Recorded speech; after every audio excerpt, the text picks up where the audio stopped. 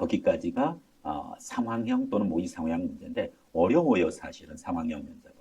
핵심적인 부분 것은 그 상황형 기준으로 해가지고서 자기가 그 부분에 답변할 수 있으면 진행을 해도 되는데, 이와 같은 상황형에 대처하기가 어렵다라고 하면은 추가적인 자기 가정을 기준으로 해서 접근하는 것이 하나의 방법인 만큼 그 상황에 대처할 수 있으면 되고요. 추가 가정을 할 때 하나만 하지 말고 또 두 개를 해도 돼요. A라는 그와 같은 추가 상황이라면 이렇게 할 거고, B라는 추가 상황이라고 하면 저는 이렇게 할 것입니다. 그래서 마지막에 다시 종합해주면은 상황형에 대한 답변 역량도 키워갈 수 있을 것이다. 다음 단계형 그리고 연속 질문형에 대해서 알아가 보도록 하겠습니다.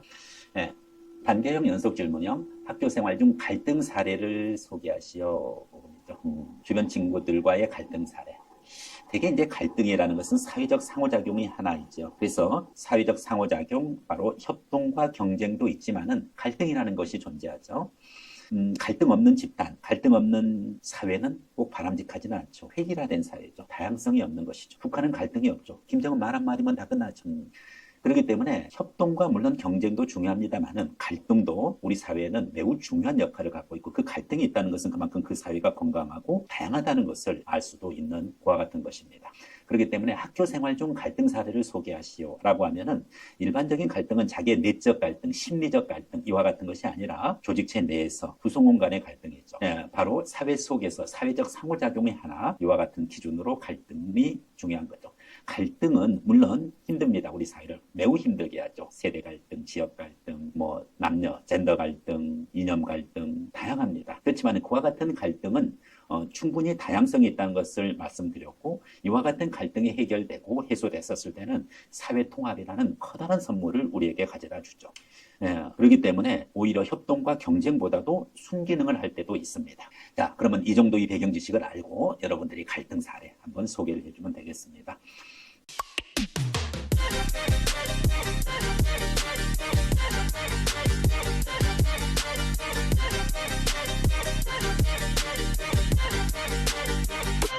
특히 동아리 속에서의 갈등, 아니면 학생회 내부에서의 갈등, 교사와 학생들 간의 갈등, 친구와의 갈등, 다양할 것입니다.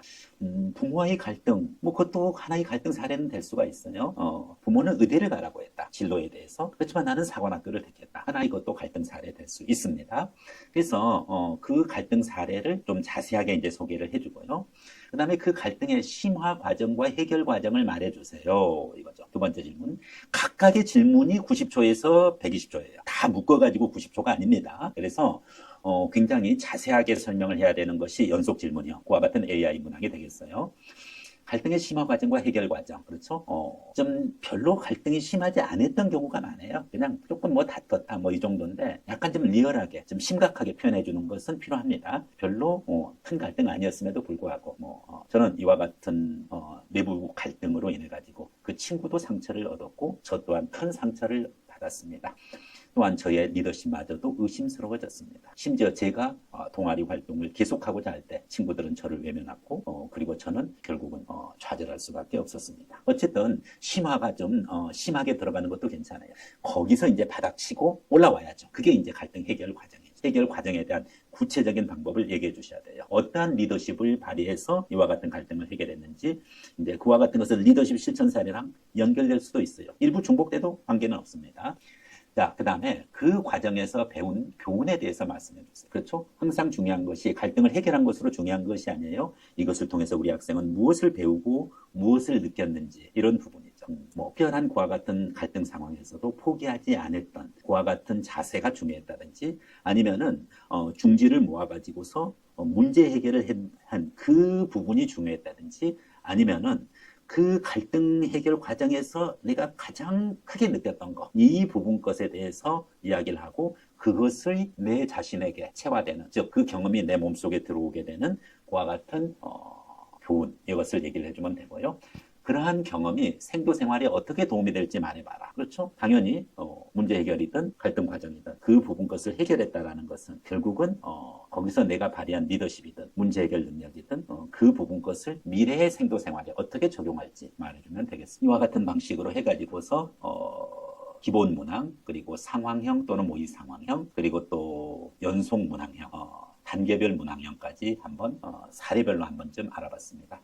제가 말하는 것이 어떤 모범 답안이다. 그것이 아닙니다. 하나의 사례 답안일 부분이고 거기에 대한 구성 방법을 여러분에게 얘기했을 뿐이에요. 각자 자신의 색깔 있는 답변을 하는 것이 좋겠습니다.